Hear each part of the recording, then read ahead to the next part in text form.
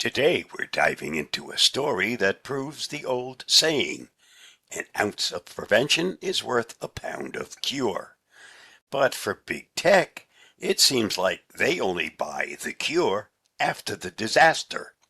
And the app we're talking about is called ICEBlock. You probably heard the news. Apple yanked ICEBlock and a few similar apps from its app store. But that raises the million-dollar question. Why were they allowed on the digital shelves in the first place? It's time to find out why big companies are always working in reactive mode instead of proactive mode, and what similar apps are still out there watching the watchers. The mystery of the missing app. Why was it allowed? ICEBlock was essentially the Waze of immigration enforcement. It was a free app that allowed users to anonymously crowdsource and report the location of U.S. immigration and customs enforcement ICE agents. Mostly so, people in vulnerable communities could stay safe or avoid raids. So why did Apple allow it after their notoriously strict app review process? The simple answer: it was a gray area and it was technically legal. Free speech argument. The developer, Joshua Aaron, strongly argued that sharing the location of law enforcement in a public space is protected under the First Amendment, free speech. The Waze comparison. The app was functionally identical to navigation apps like Waze or Google Maps, which let users flag the location of a police officer running a speed trap. Since Waze is allowed, why shouldn't ICEBlock be? Privacy protection. Ironically, the app was approved because it was so private. The developer went back and forth with Apple's legal team, and he eventually convinced them that the app didn't collect or store any user data. In an age of mass data collection, the privacy-first design likely helped it pass the initial review, providing it wasn't a malicious tracking tool. In short, the app didn't break a clear existing rule about what a mapping app could do. It was sailing smoothly in the functional lane until it hit a major political storm. The reactive slapdown. Why was it removed? The key word here is reactive. Apple didn't remove the app because of a change in their general policy. They removed it because of immense external pressure. The timeline looked something like this. Mounting criticism. Trump administration officials, including the Attorney General, began a high-profile public campaign, calling the app dangerous and accusing the developer of obstructing justice.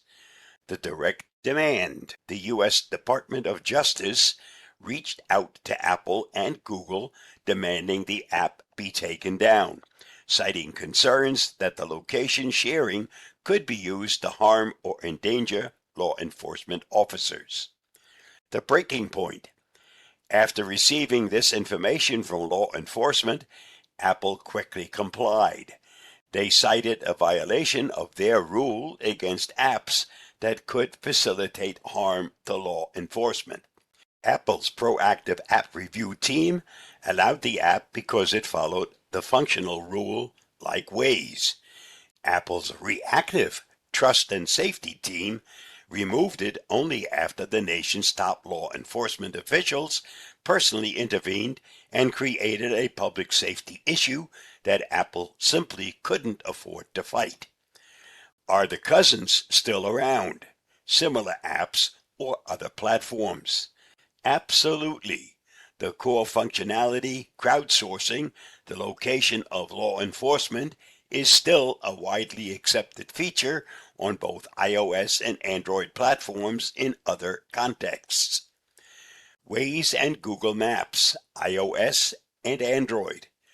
These navigation apps are still the best example. They allow users to flag speed traps, roadside police, and hazards in real time. The functionality is identical to what ICEBlock did, but because the target is a general traffic offense rather than federal immigration enforcement, it remains unchallenged and allowed. Other tracking apps. While Google also removed similar ICE tracking apps from the Android store when Apple did, the fundamental mechanism, crowdsourced location sharing, is a backbone of many safety, community, and navigation apps globally.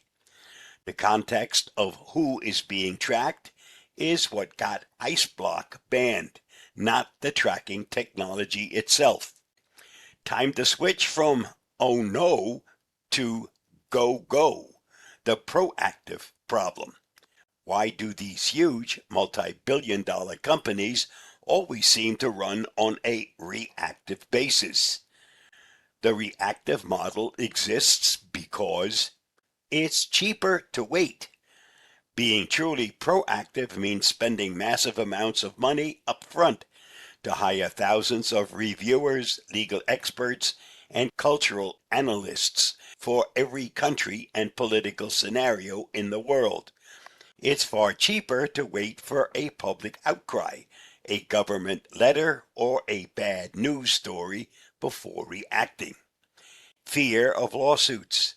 When an app is in a legal gray area, the company can avoid a lawsuit by initially approving it and letting the government and public fight it out.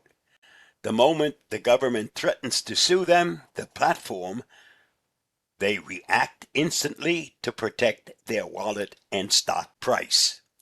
Complexity at scale. With millions of apps, the sheer complexity makes consistency impossible. When a rule is subjective, such as facilitates harm, they will always choose the safest path when pressure mounts, even if it contradicts the allowance of a similar app like Waze. A call to action. We are told big tech is innovative and world-changing, but when it comes to responsibility, they are running on 1990s dial-up. They need to be held accountable financially and legally for treating their platforms like a wild frontier where safety and policy are only addressed once the sheriff shows up with a lawsuit. It's time they build their rules to protect people before they are forced to protect their profits. The ICEBlock story is a perfect case study in how big tech truly operates. Policy isn't set by principle, it's set by pressure. They will always wait for the fire alarm to ring loudly enough for the government, the press, or a major safety incident before moving.